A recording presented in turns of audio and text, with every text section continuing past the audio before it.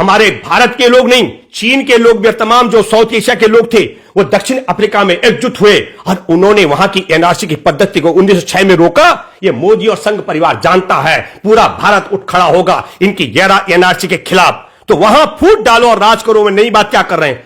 वो कह रहे हैं अरे तुम्हारा संविधान तुमने बनाया क्या? देश की आजादी के समय गोरों की मुखबिरी करने वालों का गिरोह आज हमारे संविधान से खिलवाड़ कर रहा है, हमारे धर्मनिरपेक्षता देश के। अरे तुम तय करने वाले कौन होते हो? अब वो क्या कर रहे हैं? अब ये फूट डालो रूट डालो कैसे? बेरोजगारी के कारण वोट नहीं मिलेगा, फैक्ट्री बंदी हो रहे हैं, उद्योग चौपट हो रहे हैं, व्यापार चौपट हो रहा है, वोट नहीं मिलेगा। जो नौकरियां कर रहे हैं उनको वेतन नहीं मिल रहा है, वोट नहीं मिलेगा। तब वोट लेने का नया तरीका है, जो पाकिस्तान में सताया गया हिंदू भारत आएगा उसको हम रोजगार देंगे। तो मेरे भारत में जो 6.5 लाख उद्योगों पर ताले लगवा दिए मोदी, वो कौन से पाकिस्तानी है भैया? जरा हमको बताओ। हमारे बीएसएनएल में कर्मचारियों को वेतन नहीं मिला, आत्महत्या कर दी, उनमें कौन पाकिस्तानी है बताओ मोदी? हम पूछना चाहते हैं। कई बार हमारे दोस्त कहते हैं हम चीखते चिल्लाते क्यों, जोर से क्यों बोलते हैं, हमें गुस्सा आता, नफरत होती है ऐसी व्यवस्था से। हमारे देश के अंदर जिस बेटियों को जिंदा जलाया जा रहा उनमें कौन पाकिस्तानी है? उनमें जो बलात्कारी है तुम्हारे साथ में, आसाराम से लेकर राम रहीम से लेकर के एक हो रहे हैं संत नित्यानंद, वो जो 17,000 करोड़ रुपए पता नहीं मोदी ने कैसे उसको षड्यंत्र के तहत भगाया भारत से। और सुना है कि मोदी की मदद से उसने विदेश में कोई द्वीप खरीद लिया और उसको नाम वो हिंदू राष्ट्र रख रहा है। तो मैं ये कहना चाहता हूं धर्मेंद्र जी, असल मकसद क्या है? मेरे देश के अंदर लोगों के पास, अगर मैं गलत नहीं हूं, बेरोजगारों को रोजगार की जगह हाथ में कटोरा पकड़ा दिया है इस व्यवस्था ने। और मैं गलत नहीं हूं तो जो रोजगार कर रहे हैं उनके हाथ में कटोरा पकड़ा दिया। और जो मैं गलत नहीं हूं तो उद्योगपतियों के ताले लग गए, उनके हाथ में कटोरा पकड़ा दिया। जो व्यापारी है उनके हाथों में इन जाहिलों ने, इस फर्जी डिग्री वाले की सरकार ने, ये तड़ीपार के गिरोह ने कटोरा पकड़ा दिया। अब आप कटोरे में क्या डालेंगे? नौकरी आप डाल नहीं सकते, वेतन आप दे नहीं सकते, उद्योग आप चलवा नहीं सकते, व्यापार आप बरकरार रख नहीं सकते। अब आप उसमें डालेंगे हम बैठे तानाशाह, हम देंगे आपको आप राष्ट्रीय नागरिक हैं कि नहीं, आप देंगे कि हम भारत के नागरिक हैं कि नहीं। अमित शाह मुझे बताओ, हमारा दलित गुजरात में घुड़सवारी करता अपना घोड़ा खरीदा, तुमने उसकी हत्या कराई। हमारे भारत में किसने दी तुमको अनुमति? तुमने क्यों मरवाया उसको? हमारे बेटी बलात्कारी जो भारतीय जनता पार्टी के लोगों ने गैंग रेप किया था, वो कोर्ट में अपने बयान दर्ज कराने जा रही थी, उसको जिंदा क्यों जलवाया तुमने? तुमको किसने इजाजत दी? आप मुझे बताए, पुलवामा में आपने हमला करवाकर षड्यंत्र के तहत हमारे जवानों की हत्या करवाई, ये अनुमति तुमको किसने दी? ये जो आप बात कर रहे हैं, अब इनकी वो ईवीएम की लूट और फूट डालो झूठ, ये ज्यादा चलने वाला नहीं है। भारतीय जनता पार्टी के लोगों को अब भारत के करोड़ों बेरोजगार वोट नहीं देंगे। भारतीय जनता पार्टी के गठबंधन की पार्टी को इस देश का नौकरी पेशा वाला वोट नहीं देगा, व्यापारी वोट नहीं देगा, किसान वोट नहीं देगा, आदिवासी वोट नहीं देगा, उद्योगपति वोट नहीं देगा, उद्योगों में काम करने वाला वोट नहीं देगा। अब इनके पास बची एक छोटी सी बात है, बांग्लादेश से कोई हिंदू आ गया हम उसे रोजगार देंगे। अच्छा मोदी जी मत देना यार, तुम पहले मेरे भारत के करोड़ों लोगों को रोजगार दे दो।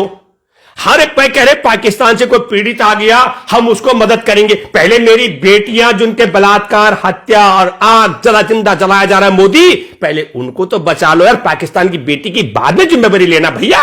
आप अफगानिस्तान में जो काम का व्यापारी है, उद्योगपति है, वो भारत आना चाहता है, उसके बाद में मदद करना भाई। 6.5 लाख उद्योगों पर ताले लग चुके हैं, टेक्सटाइल मिलें बंद हो रहे हैं। मोदी जी मैं आपसे आग्रह करता हूं, और जब टेक्सटाइल मिल बंद हो रही है तो मेरे कपास के किसान भी आत्महत्या करने वाले हैं, मेरे किसानों को बचा लो। अच्छा मोदी जी जो जिम्मेदारी तुम्हारी है पहले उसे पूरा कर लो यार।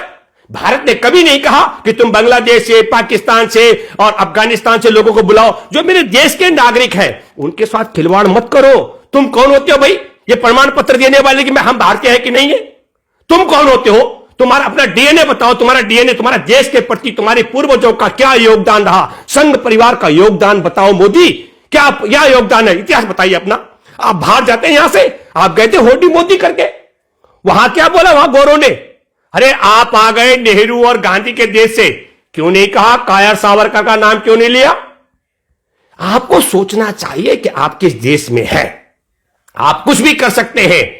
आप बाबा साहेब के संविधान के साथ खिलवाड़ करके आप पेट्रोल, मैं कहता हूं सांप के बिल में हाथ देने का काम कर रहे हैं। आप खत्म हो जाएंगे, भस्म हो जाएंगे आप।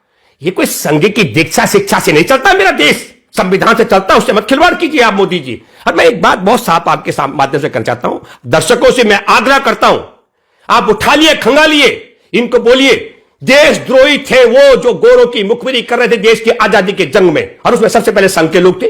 तो जो इनके महान गुरु हैं उनको हमारे देश के चंद्रशेखर आजाद हरामखोर बोलते थे। और मैं आप सबके सामने देश की आजादी की जंग में गोरों की मुखबिरी करने वालों को देशद्रोही बोलता रहा हूं और बोलता रहूंगा। हमारे देश के करोड़ों लोग हैं जो वहां रोजगार और व्यापार कर रहे हैं विश्व में। अरे कौन बोलेगा संघ परिवार के लोगों को ये क्या आग पैदा कर रहे हैं? अगर विश्व की तमाम मुस्लिम कंट्रियों में मेरे भारत के करोड़ों लोग काम कर रहे हैं और व्यापार कर रहे हैं, और वहां से जो आर्थिक मदद आती है उससे देश चल रहा है। ये संघ की लूट झूठ और फूट से नहीं चल रहा है। ये जो पेट्रोल फूकते हो, डीजल फूकते हो, अरे कौन समझाएगा? पूरा संसार जिस दिशा से लोग हमारा देश को, मैं फिर कहना चाहता हूं, संघ परिवार के लोगों से आग्रह करता हूं, तुमने देश तो बेच दिया। हमारा देश में हम कबीलाई युग से और इस संवैधानिक युग तक, इस लोकतांत्रिक व्यवस्था तक आने में हजारों वर्ष गुजरे हमारे देश को। अरे मत करो यार, वहां मत लेकर जाओ दोबारा कबीलाई युग में इस देश को। ये गाय गोबर और गौमूत्र, आपको मालूम है कि दिल्ली में हमारे दर्जनों मजदूर इसलिए मर गए क्योंकि तुम गाय गोबर और गौमूत्र और पत्थर की पूजा करने वाले व्यक्ति हो। चीन ने एक ऐसा मसाला तैयार कर दिया जिसमें डालो तो आग बुझ जाती है। अरे कम से कम विज्ञान और ज्ञान की तरफ आगे बढ़ो भाई, हमारे देश को वहां मत ले जाओ कबीलाई युग की तरफ भी हम आपसे आग्रह करते हैं। धर्म निरपेक्षता को बचाने की, इसकी हिफाजत के लिए, इस पूरे संघीय एजेंडे को खारिज करने के लिए आप ज्यादा से ज्यादा लोगों तक इस वीडियो को पहुंचाएं, इस बात को पहुंचाएं और इनको बताएं कि देश की आजादी के जंग में गोरों की मुखबिरी करने वालों को हम देश की धर्म निरपेक्षता और देश के संविधान के साथ खिलवाड़ नहीं करने देंगे।